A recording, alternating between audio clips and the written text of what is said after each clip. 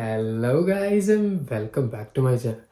നമ്മുടെ ഇന്നത്തെ പരിപാടി എന്നിട്ടാണെന്ന് വെച്ചിട്ടുണ്ടെങ്കിൽ നിങ്ങൾക്ക് എല്ലാവർക്കും അറിയാം ജൂൺ 1 തൊട്ട് നമ്മുടെ ഷോൺസൺ കാർഡ് അല്ലാന്നുണ്ടെങ്കിൽ ഓപ്പർച്യൂണിറ്റി കാർഡ് ഓപ്പൺ ആയിട്ടുണ്ടെന്നുള്ളത്. അപ്പോൾ ആ ഒരു കാർഡ് എങ്ങനെയാണ് അപ്ലൈ ചെയ്യുക, അപ്പോൾ അതിൻ്റെ ക്രൈറ്റീരിയാസും കാര്യങ്ങളൊക്കെയാണ് ഇന്നത്തെ വീഡിയോയിൽ നമ്മൾ ഡിസ്കസ് ചെയ്യാൻ പോകുന്നത്. ആദ്യം തന്നെ നമുക്ക് ഓപ്പർച്യൂണിറ്റി കാർഡ് എന്താണെന്ന് നോക്കാം. അപ്പോൾ ഓപ്പർച്യൂണിറ്റി കാർഡ് എന്ന് പറയുന്നത് നിങ്ങളൊരു നോൺ യു കൺട്രിയുടെ റെസിഡൻ്റ് ആണെന്നുണ്ടെങ്കിലും നിങ്ങൾക്ക് ഏകദേശം നല്ല രീതിയിലുള്ള എക്സ്പീരിയൻസ് ഉണ്ടെന്നുണ്ടെങ്കിൽ നിങ്ങൾക്ക് ജർമ്മനിയിലോട്ട് വന്ന് ജോബ് നോക്കാവുന്നതാണ്. അപ്പോൾ അതിൻ്റെ മുന്നത്തെ രീതിയിലുള്ള ക്രൈറ്റീരിയ എന്ന് വെച്ചിട്ടുണ്ടെങ്കിൽ നിങ്ങൾ ജോബ് സീക്കർ വിസയ്ക്ക് വരാമെന്നുള്ളതായിരുന്നു. അപ്പോൾ ഇപ്പോൾ അതെടുത്ത് എന്താ പറയുക, ജോബ് സീക്കർ വിസ ഉണ്ട്, അതുപോലെ തന്നെ വേറൊരു വിസയാണ് ഓപ്പർച്യൂണിറ്റി കാർഡ് എന്ന് പറയുന്നത്. അപ്പോൾ നിങ്ങളൊരു സ്കിൽഡ് വർക്കർ ആണെന്നുണ്ടെങ്കിൽ നിങ്ങൾ കുറച്ച് ക്രൈറ്റീരിയാസ് സാറ്റിസ്ഫൈ ചെയ്യുന്ന ഒരാളാണെന്നുണ്ടെങ്കിൽ നിങ്ങൾക്ക് അതിൻ്റെ പോയിന്റ് അനുസരിച്ച് നിങ്ങൾക്ക് ജർമ്മനിയിലോട്ട് ഏകദേശം ഒരു വർഷത്തിലോട്ട് ഈ ഒരു വിസ സാങ്ഷൻ ആയി കിട്ടുന്നതാണ്. അപ്പോൾ അതുപോലെ തന്നെ നിങ്ങൾ ഒരു വർഷം ഇവിടെ വരുമ്പോൾ നിങ്ങൾക്ക് പാർട്ട് ടൈം എടുക്കാവുന്നതാണ്. അപ്പോൾ അതാണ് മെയിനായിട്ട് ജോബ് സീക്കർ വിസയിൽ നിന്ന് ഈ ഒരു വിസ ഡിഫറെൻ്റ് ആയിട്ട് വെക്കണം. നിങ്ങൾ ജോബ് സീക്കർ വിസയിലാണ് ജർമ്മനിയിലോട്ട് വരുന്നതെന്നുണ്ടെങ്കിൽ നിങ്ങൾക്ക് പാർട്ട് ടൈം എടുക്കാൻ പറ്റില്ല. അതുപോലെ തന്നെ നിങ്ങളുടെ ലിവിങ് എക്സ്പെൻസ് എല്ലാം തന്നെ ഇവിടെ കാണിക്കേണ്ടതായിട്ടുണ്ട്. പക്ഷേ ഇതുപോലെ തന്നെ നിങ്ങൾ ഓപ്പർച്യൂണിറ്റി കാർഡിലാണ് നിങ്ങൾ ഇങ്ങോട്ട് വരുന്നതെന്നുണ്ടെങ്കിൽ നിങ്ങൾക്ക് രണ്ട് ഓപ്ഷനാണുള്ളത്. നിങ്ങൾ ഓപ്പർച്യൂണിറ്റി കാർഡ് കിട്ടുന്നതിന് മുന്നേ അല്ലെങ്കിൽ അപ്ലൈ ചെയ്യുന്നതിന് മുന്നേ നിങ്ങൾക്ക് ജർമ്മനിയിൽ ഒരു പാർട്ട് ടൈമിൻ്റെ കോൺട്രാക്റ്റ് കാണിക്കാൻ പറ്റുകയാണെന്നുണ്ടെങ്കിൽ നിങ്ങൾക്ക് ആ ഒരു പാർട്ട് ടൈമിൻ്റെ കോൺട്രാക്റ്റ് വെച്ച് നിങ്ങളുടെ ലിവിങ് എക്സ്പെൻസ് കാണിക്കാൻ പറ്റും. അതുപോലെ തന്നെ നിങ്ങൾക്ക് എന്ത് പറയുക, ഇവിടെ കയറി വരുമ്പോൾ ആ ഒരു ബ്ലോക്ക്ഡ് അക്കൗണ്ട് കാണിക്കേണ്ട ആവശ്യം വരില്ല. അപ്പോൾ അങ്ങനത്തെ കുറച്ച് വ്യത്യാസങ്ങളാണുള്ളത്. അപ്പോൾ വീഡിയോയിൽ നമ്മൾ കറക്റ്റായിട്ട് പറയാൻ പോകുന്നത് ഇതിൻ്റെ സ്റ്റെപ്സും കാര്യങ്ങളൊക്കെയാണ് നോക്കാൻ പോകുന്നത്. അപ്പോൾ എന്തായാലും പെട്ടെന്ന് തന്നെ തുടങ്ങാം. അപ്പോൾ നമ്മൾ ഷോൺസൺ കാർട്ടയുടെ വെബ്സൈറ്റിൽ എത്തിയിരിക്കുകയാണ് കേട്ടോ. അപ്പോൾ ഇത് ശരിക്കും പറഞ്ഞിട്ടുണ്ടെങ്കിൽ ഇതൊരു ഒഫീഷ്യൽ വെബ്സൈറ്റ് അല്ല. ഇതിൽ എല്ലാ ഡീറ്റെയിൽസും കൊടുത്തിരിക്കുന്ന കാരണമാണ് ആൾക്കാർ മെയിൻലി ഈ ഒരു വെബ്സൈറ്റ് യൂസ് ചെയ്യുന്നത്. അപ്പോൾ ഇതുപോലെ തന്നെ ഇതിലൊരു ആപ്ലിക്കേഷൻ അസിസ്റ്റൻറ്റും ഉണ്ട്. അപ്പോൾ ഈ ഒരു ആപ്ലിക്കേഷൻ അസിസ്റ്റൻറ്റ് വെച്ചിട്ട് നിങ്ങൾ എലിജിബിൾ ആണോ അല്ലയോ എന്ന് നിങ്ങൾക്ക് കറക്റ്റായിട്ട് നോക്കാവുന്നതാണ്. ഈ ഒരു വെബ്സൈറ്റിൻ്റെ ഫസ്റ്റ് തന്നെ നിങ്ങൾ നോക്കുമ്പോൾ നിങ്ങൾക്ക് മനസ്സിലാവും ഓപ്പർച്യൂണിറ്റി കാർഡ് എന്താണ്, അത് കറക്റ്റായിട്ട് കൊടുത്തിട്ടുണ്ട്. അതുപോലെ തന്നെ അതിൻ്റെ ഡീറ്റെയിൽസും കാര്യങ്ങളൊക്കെയാണ് ഫസ്റ്റ് തന്നെ നോക്കുന്നത് കേട്ടോ. അപ്പോൾ നിങ്ങൾ മെയിനായിട്ട് ഈ ഒരു കാര്യങ്ങളെല്ലാം കംപ്ലീറ്റ്ലി വായിക്കാനായിട്ട് ശ്രമിക്കുക. അപ്പോൾ നിങ്ങൾക്ക് അതിൻ്റെ ഒരു കൂടുതൽ അണ്ടർസ്റ്റാൻഡിങ് കിട്ടാനായിട്ട് നിങ്ങൾക്ക് ഹെൽപ്ഫുൾ ആയിരിക്കും. അപ്പോൾ അതുപോലെ തന്നെ നമ്മളിപ്പോൾ മെയിനായിട്ട് ഡിസ്കസ് ചെയ്യാൻ പോകുന്നത് ഈ ഒരു പോയിന്റ് ഡിസ്ട്രിബ്യൂഷനാണ്. അപ്പോൾ പോയിന്റ് ഡിസ്ട്രിബ്യൂഷനിൽ അവർ പറയുന്ന ഈ ഒരു പോയിന്റ്സാണ് നമ്മളിപ്പോൾ ഫോക്കസ് ചെയ്യാൻ പോകുന്നത് കേട്ടോ. അപ്പോൾ അതിൽ ബേസിക് റിക്വയർമെൻറ്റ്സ് എന്താണെന്ന് നോക്കാം. അപ്പോൾ ഇതിൻ്റെ ബേസിക് റിക്വയർമെൻറ്റ് പറയണത് എന്താണെന്ന് വെച്ചിട്ടുണ്ടെങ്കിൽ നിങ്ങൾക്ക് മിനിമം ജർമ്മൻ A1 ലെവൽ അല്ല എന്നുണ്ടെങ്കിൽ ഇംഗ്ലീഷ് B2 ലെവൽ ഉണ്ടായിരിക്കണം. അതുപോലെ അതിൻ്റെ കൂടെ തന്നെ എന്താ പറയുക, നിങ്ങൾക്ക് 2 ഇയേഴ്സ് ഓഫ് വൊക്കേഷണൽ എക്സ്പീരിയൻസ് ഉണ്ടായിരിക്കണം. അപ്പോൾ നിങ്ങളൊരു സപ്പോസ് ഇപ്പോൾ ബിടെക് ഡിഗ്രി ഉള്ള ഒരാളാണെന്നുണ്ടെങ്കിൽ നിങ്ങൾക്ക് IELTS ഉണ്ടെന്നുണ്ടെങ്കിൽ നിങ്ങൾക്ക് ജർമ്മൻ ലെവലിൻ്റെ ആവശ്യമില്ല. അപ്പോൾ ആ ഒരു ക്രൈറ്റീരിയ ആണ് നമ്മൾ മെയിനായിട്ട് നോക്കേണ്ടത്. അപ്പോൾ ജർമ്മൻ A1 അല്ല എന്നുണ്ടെങ്കിൽ ഇംഗ്ലീഷ് B2 ആ ഒരു പ്രൊഫഷൻസി നിങ്ങൾക്ക് ഉണ്ടായാൽ മതി. അപ്പോൾ ഇംഗ്ലീഷ് B2 നിങ്ങൾക്ക് കാണിക്കാൻ വേണ്ടിയിട്ട് നമ്മൾ ബേസിക്കലി IELTSൻ്റെ സർട്ടിഫിക്കറ്റ് മതിയാവും. അതുപോലെ തന്നെ നിങ്ങളിപ്പോൾ 2 ഇയേഴ്സ് വൊക്കേഷണൽ ട്രെയിനിങ്, അപ്പോൾ നമ്മൾ ഏതെങ്കിലും ഒരു BSc എടുത്താലും നിങ്ങളൊരു ഏതൊരു ഡിഗ്രി എടുത്താലും ഈ ഒരു 2 ഇയേഴ്സ് ഓഫ് വൊക്കേഷണൽ ട്രെയിനിങ് നിങ്ങൾ സാറ്റിസ്ഫൈ ആവുന്നതായിരിക്കും. അതുപോലെ തന്നെ നിങ്ങൾക്ക് ഫൈനാൻഷ്യൽ മീൻസ് എന്ന് പറഞ്ഞൊരു കാര്യം കാട്ടേണ്ടതുണ്ട്. അപ്പോൾ അതിന് നിങ്ങൾക്ക് 2 ഓപ്ഷനാണുള്ളത്. ഒന്നില്ല എന്നുണ്ടെങ്കിൽ നിങ്ങൾക്ക് ജർമ്മനിയിലോട്ട് വരുന്നതിന് മുന്നേ നിങ്ങൾക്ക് ഒരു പാർട്ട് ടൈമിൻ്റെ കോൺട്രാക്റ്റ് കണ്ടുപിടിക്കാൻ പറ്റുകയാണെന്നുണ്ടെങ്കിൽ ആ ഒരു കോൺട്രാക്റ്റ് നിങ്ങൾക്ക് ഒരു പ്രൂഫായിട്ട് വയ്ക്കാം. അതുപോലെ തന്നെ നിങ്ങൾക്ക് വേറൊരു പരിപാടി എന്നിട്ടാന്ന് വെച്ചിട്ടുണ്ടെങ്കിൽ ഒരു ബ്ലോക്ക്ഡ് അക്കൗണ്ട് കാണിക്കാൻ പറ്റും. അപ്പോൾ ആ ഒരു ബ്ലോക്ക്ഡ് അക്കൗണ്ട് ക്രൈറ്റീരിയ പറയുന്നത് ഏകദേശം 12,000 സംതിങ് യൂറോസ് ആണ്. അപ്പോൾ ആ ഒരു യൂറോസ് നിങ്ങൾക്ക് ബ്ലോക്ക്ഡ് അക്കൗണ്ട് ആയിട്ട് കാണിക്കാൻ പറ്റുകയാണെന്നുണ്ടെങ്കിൽ അപ്പോൾ അതും ഇതിൻ്റെ ഒരു ബേസിക് ക്രൈറ്റീരിയ ആണ്. ഇപ്പോൾ ഈ ഒരു റിക്വയർമെന്റ് എന്തായാലും സാറ്റിസ്ഫൈ ആവണം. ഈ ഒരു റിക്വയർമെന്റ് സാറ്റിസ്ഫൈ ആയില്ല എന്നുണ്ടെങ്കിൽ നിങ്ങൾക്ക് പോയിന്റ്സ് ഉണ്ട് എന്നുണ്ടെങ്കിലും നിങ്ങൾ ഷോൺസൺ കാർട്ടിക്ക് എലിജിബിൾ ആവില്ല. ഇനി നമ്മൾ നമ്മുടെ ആദ്യത്തെ പോയിന്റ് കിട്ടുന്ന സ്കീമിലോട്ട് നോക്കാം. അപ്പോൾ ഫസ്റ്റ് തന്നെ 4 പോയിന്റ്സിൻ്റെ കാര്യമാണ് അവർ പറഞ്ഞേക്കുന്നത്. അപ്പോൾ 4 പോയിന്റ് നിങ്ങൾ കിട്ടണം എന്നുണ്ടെങ്കിൽ നിങ്ങളുടെ ഫോറിൻ പ്രൊഫഷണൽ ക്വാളിഫിക്കേഷൻ ഇവിടെ റെക്കഗ്നൈസ്ഡ് ആയിരിക്കണം. അപ്പോൾ ജർമ്മനിയിൽ റെക്കഗ്നൈസ്ഡ് ആയ ഫോറിൻ ക്വാളിഫിക്കേഷൻ ഉണ്ട് എന്നുണ്ടെങ്കിൽ നിങ്ങൾക്ക് ഈ ഒരു 4 പോയിന്റ്സ് നിങ്ങൾക്ക് നേടാവുന്നതാണ്. അപ്പോൾ ഈ ഒരു റെക്കഗ്നീഷൻ എങ്ങനെയാണ് നോക്കുക എന്നുണ്ടെങ്കിൽ നിങ്ങൾ നമ്മുടെ വെബ്സൈറ്റ് ഡിസ്ക്രിപ്ഷനിൽ കൊടുത്തിട്ടുണ്ടാവും. അനർക്കനും ഇൻ ഡോയ്ച്ച്ലാൻഡ് എന്ന് പറഞ്ഞ വെബ്സൈറ്റാണ്. അപ്പോൾ അവിടെ പോയിട്ട് നിങ്ങൾക്ക് നിങ്ങളുടെ യൂണിവേഴ്സിറ്റി ജർമ്മനിയിൽ റെക്കഗ്നൈസ്ഡ് ആണോ നോക്കാം. ഇനി നിങ്ങൾ റെക്കഗ്നൈസ്ഡ് അല്ല എന്നുണ്ടെങ്കിൽ നിങ്ങൾ എന്തോ പറയുക, അനർക്കനും എന്ന് പറഞ്ഞ പ്രോസസ്സ് ചെയ്തിട്ട് വേണം ഈ ഒരു റെക്കഗ്നീഷൻ കിട്ടാനായിട്ട്. നിങ്ങൾക്ക് അനർക്കനും ഉണ്ട് എന്നുണ്ടെങ്കിൽ നിങ്ങൾക്ക് ഡയറക്റ്റ്ലി 4 പോയിന്റ് ലഭിക്കുന്നതാണ്. അപ്പോൾ ഈ ഒരു 6 പോയിന്റ് ഉണ്ട് എന്നുണ്ടെങ്കിൽ നിങ്ങൾ ഓൾറെഡി ക്വാളിഫൈഡ് ആണ്. അപ്പോൾ അതിൽ 4 പോയിന്റ് കിട്ടാനായിട്ട് നിങ്ങൾ ജസ്റ്റ് നിങ്ങളുടെ ഫോറിൻ ക്വാളിഫിക്കേഷൻ റെക്കഗ്നൈസ്ഡ് ആക്കിയാൽ മാത്രം മതി. ഇനി നമുക്ക് അടുത്ത പോയിന്റിലോട്ട് നോക്കാം. അടുത്ത പോയിന്റ് എന്താണെന്ന് വെച്ചിട്ടുണ്ടെങ്കിൽ 3 പോയിന്റ്സ് കിട്ടുന്ന പരിപാടിയാണ്. ഇപ്പോൾ 3 പോയിന്റ് കിട്ടാനായിട്ട് നിങ്ങൾക്ക് last 7 ഇയേഴ്സിൽ 5 years of professional experience ഉണ്ട് എന്നുണ്ടെങ്കിൽ നിങ്ങൾക്ക് ഈ ഒരു 3 പോയിന്റ്സ് കിട്ടുന്നതാണ്. അല്ല എന്നുണ്ടെങ്കിൽ നിങ്ങൾക്ക് ജർമ്മൻ B2 ലെവൽ ഉണ്ട് എന്നുണ്ടെങ്കിൽ ഈ ഒരു 3 പോയിന്റ് നിങ്ങൾക്ക് ലഭിക്കുന്നതാണ്. ഇനി അടുത്ത ക്രൈറ്റീരിയ ആണ്, ഇനി നിങ്ങൾക്ക് 5 വർഷം എക്സ്പീരിയൻസ് ഇല്ലാന്ന് വിചാരിച്ചു, നിങ്ങൾക്ക് 2 വർഷം മാത്രമാണ് എക്സ്പീരിയൻസ് ഉണ്ട് എന്നുണ്ടെങ്കിലും ഈ ഒരു പോയിന്റ് 3 പോയിന്റിന് പകരം നിങ്ങൾക്ക് 2 പോയിന്റ്സ് ലഭിക്കുന്നതാണ്. അപ്പോൾ അത് 2 വർഷം എക്സ്പീരിയൻസ് ലാസ്റ്റ് 5 ഇയേഴ്സിലാണ്. ഇപ്പോൾ നിങ്ങൾ ഏകദേശം ഒരു 4 വർഷം ഗ്യാപ്പ് എടുത്ത് അത് കഴിഞ്ഞിട്ട് നിങ്ങൾക്ക് 2 വർഷം എക്സ്പീരിയൻസ് ഉണ്ട് എന്ന് പറഞ്ഞിട്ടുണ്ടെങ്കിൽ ഈ ഒരു പോയിന്റ് നിങ്ങൾ എന്താ പറയുക സാറ്റിസ്ഫൈ ആവുന്നതായിരിക്കില്ല കേട്ടോ. അതുപോലെ തന്നെ ജർമ്മൻ ലാംഗ്വേജ് B1 ഉണ്ട് എന്നുണ്ടെങ്കിലും നിങ്ങൾക്ക് ഈ ഒരു 2 പോയിന്റ്സ് ലഭിക്കുന്നതാണ്.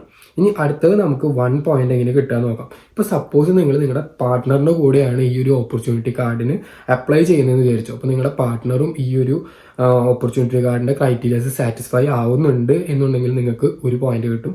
ഇനി അടുത്തതായിട്ട് പറയാൻ പോകുന്നത് നിങ്ങൾക്ക് 1 പോയിന്റ് ലഭിക്കാനുള്ള ക്രൈറ്റീരിയ ആണ് കേട്ടോ. അപ്പോൾ നിങ്ങൾക്ക് 1 പോയിന്റ് ലഭിക്കാനായിട്ട് നിങ്ങൾക്ക് ഏകദേശം 40 വയസ്സിന് താഴെയാണെന്നുണ്ടെങ്കിൽ നിങ്ങൾക്ക് 1 പോയിന്റ് ലഭിക്കും. അതുപോലെ തന്നെ നിങ്ങൾ ജർമ്മനിയിൽ 6 മാസത്തിന് കൂടുതൽ സ്റ്റേ ചെയ്തിട്ടുണ്ട്, അല്ലെങ്കിൽ അറ്റ്ലീസ്റ്റ് 6 മാസമെങ്കിലും സ്റ്റേ ചെയ്തിട്ടുണ്ട് എന്നുണ്ടെങ്കിൽ നിങ്ങൾക്ക് എന്താ പറയുക ഈ ഒരു പോയിന്റ് ലഭിക്കുന്നതാണ്. അപ്പോൾ ഈ ഒരു സ്റ്റേ എന്ന് പറയുന്നത് നിങ്ങൾ ടൂറിസ്റ്റ് പേർപ്പസിന് ആവരുത്, നിങ്ങൾ എന്തെങ്കിലും ഒരു ജോബ് റിലേറ്റഡ് കാര്യങ്ങൾക്ക് വേണ്ടി ആയിരിക്കണം നിങ്ങൾ ജർമ്മനിയിലോട്ട് വന്നിരിക്കേണ്ടത്. ഇനി അതുപോലെ തന്നെ അടുത്തത് 1 പോയിന്റ് കിട്ടാനായിട്ടുള്ള ഒരു ക്രൈറ്റീരിയ ആണ്, നിങ്ങൾക്ക് നല്ല രീതിയിലുള്ള ഇംഗ്ലീഷ് സ്കില്ല് ഉണ്ടെന്നുണ്ടെങ്കിൽ. ഇപ്പോൾ നിങ്ങൾക്ക് ഇംഗ്ലീഷ് സ്കില്ല് C1 ഉണ്ട് എന്നുണ്ടെങ്കിൽ, ഇപ്പോൾ നിങ്ങൾക്ക് IELTS 7 മേലെ ഉണ്ടെന്നുണ്ടെങ്കിൽ നിങ്ങൾക്ക് C1 സ്കോറാണ്, അപ്പോൾ C1 ഉണ്ട് എന്നുണ്ടെങ്കിൽ നിങ്ങൾക്ക് 1 പോയിന്റ് ലഭിക്കുന്നതാണ്. അതുപോലെ തന്നെ നിങ്ങൾക്ക് അത് സഫീഷ്യൻ്റ് ആയിട്ടുള്ള A2 സ്കില്ല് ഉണ്ട് എന്നുണ്ടെങ്കിൽ നിങ്ങൾക്ക് 1 പോയിന്റ് ലഭിക്കുന്നതാണ്. ഇനി അതിന് പുറമെ നിങ്ങളിപ്പോൾ അപ്ലൈ ചെയ്യുന്നത് ഷോർട്ടേജ് ഓക്യുപ്പേഷൻസിൽ ക്രൈറ്റീരിയാസിൽ വരുന്ന ജോബ്സിലാണെന്നുണ്ടെങ്കിൽ, അത് നമ്മൾ എന്താ പറയുക ഈ ആപ്ലിക്കേഷൻ അസിസ്റ്റൻറ്റ് നോക്കുമ്പോൾ നിങ്ങൾക്ക് മനസ്സിലാവും ഏതൊക്കെ ജോബ്സ് ആണ് ഷോർട്ടേജിലുള്ളത്. അപ്പോൾ ആ ഒരു ക്രൈറ്റീരിയയിൽ വരുന്ന ജോബ്സിനാണ് നിങ്ങൾ അപ്ലൈ ചെയ്യുന്നതെങ്കിലും നിങ്ങൾക്ക് ഈ ഒരു പോയിന്റ് ലഭിക്കുന്നതാണ് കേട്ടോ. ഇനി നിങ്ങൾക്ക് കിട്ടിയ പോയിന്റ്സ് എല്ലാവരും കൂടി നോക്കുമ്പോൾ ഏകദേശം നിങ്ങൾക്ക് 6 പോയിന്റ് ലഭിക്കുകയാണെന്നുണ്ടെങ്കിൽ, മിനിമം 6 പോയിന്റ് ലഭിക്കുകയാണെന്നുണ്ടെങ്കിൽ നിങ്ങൾ ഈ ഒരു ഷോൺസൺ കാർട്ടേക്ക് ക്വാളിഫൈ ആവുന്നതാണ്. 20 വീക്സിന് മേലെയുള്ള ഒരു പാർട്ട് ടൈം കോൺട്രാക്ട് നിങ്ങൾക്ക് ഇവിടെ കാണിക്കാൻ പറ്റുകയാണെന്നുണ്ടെങ്കിൽ ആ ഒരു പാർട്ട് ടൈം കോൺട്രാക്ട് വെച്ചിട്ട് നിങ്ങളുടെ ഫിനാൻഷ്യൽ മീൻസ് കാണിക്കാവുന്നതാണ്. അല്ല എന്നുണ്ടെങ്കിൽ ഈ ഒരു ബ്ലോക്ക്ഡ് അക്കൗണ്ട് കാണിക്കാവുന്നതാണ്. അപ്പോൾ ഈ ഒരു ബ്ലോക്ക്ഡ് അക്കൗണ്ട് ഏകദേശം 12,000 യൂറോയാണ് ഒരു കൊല്ലത്തേക്ക് വേണ്ടി നമ്മൾ കാണിക്കേണ്ടത്. അപ്പോൾ ഈ ഒരു ബ്ലോക്ക്ഡ് അക്കൗണ്ട് കാണിക്കാനായിട്ട് നിങ്ങൾ എക്സ്പാട്രിയോ അല്ല എന്നുണ്ടെങ്കിൽ ഏതെങ്കിലും നല്ല രീതിയിലുള്ള ബ്ലോക്ക്ഡ് അക്കൗണ്ട് പ്രൊവൈഡേഴ്സ് നിങ്ങൾക്ക് ഉപയോഗിക്കാവുന്നതാണ്. എങ്ങനെയാണ് ബ്ലോക്ക്ഡ് അക്കൗണ്ട് എടുക്കേണ്ടതെന്നുള്ള കാര്യം നമ്മൾ മുന്നത്തെ വീഡിയോയിൽ ഡിസ്കസ് ചെയ്തിട്ടുണ്ട്, നമ്മൾ അതും ഡിസ്ക്രിപ്ഷനിൽ കൊടുക്കാവുന്നതാണ് കേട്ടോ. ഇപ്പോൾ നിങ്ങൾക്ക് ഈ ഒരു പോയിന്റ് ബേസ്ഡ് ക്രൈറ്റീരിയ എങ്ങനെയാണെന്ന് മനസ്സിലായെന്ന് വിചാരിക്കുന്നു. ഇനി അടുത്തതായിട്ട് നിങ്ങൾക്ക് എന്താ പറയുക ഇതിൻ്റെ ടെസ്റ്റ് ചെയ്യേണ്ട സ്കീം എങ്ങനെയാണെന്ന് നോക്കാം. അപ്പോൾ സപ്പോസ് നിങ്ങൾ എലിജിബിൾ ആണോ അല്ലയോ എന്ന് നോക്കാനായിട്ട് ഇവർ തന്നെ ഇവരുടെ ഒരു ആപ്ലിക്കേഷൻ അസിസ്റ്റൻറ്റ് പ്രൊവൈഡ് ചെയ്യുന്നുണ്ട്. അപ്പോൾ ആ ഒരു ആപ്ലിക്കേഷൻ അസിസ്റ്റൻറ്റിൽ കുറച്ച് ക്വസ്റ്റ്യനേഴ്സ് ഫില്ല് ചെയ്തിട്ടുണ്ടെങ്കിൽ വളരെ സിമ്പിളായിട്ട് തന്നെ നിങ്ങൾക്ക് അറിയാൻ പറ്റും നിങ്ങൾ എലിജിബിൾ ആണോ അല്ലയോ എന്നുള്ള കാര്യം. അപ്പോൾ ഇതിൽ ആദ്യം തന്നെ ചോദിക്കുന്നുണ്ട് വാട്ട് ഈസ് യുവർ നാഷണാലിറ്റി. അപ്പോൾ നമ്മൾ ഇന്ത്യൻ ആണ്, അപ്പോൾ നമ്മൾ ഇന്ത്യ കൊടുത്തു. ഇനി അതുപോലെ തന്നെ is your country of residence different from your nationality. ഇപ്പോൾ നിങ്ങൾ നിൽക്കുന്ന സ്ഥലം ഇന്ത്യയിൽ തന്നെയാണെന്നുണ്ടെങ്കിൽ നമ്മൾ എന്താ പറയുക ഡിഫറെൻ്റ് അല്ല, സെയിം ആണ്, അതുകൊണ്ടാണ് ഞാൻ നോ കൊടുത്തത്. നമുക്ക് നെക്സ്റ്റ് കൊടുക്കാം.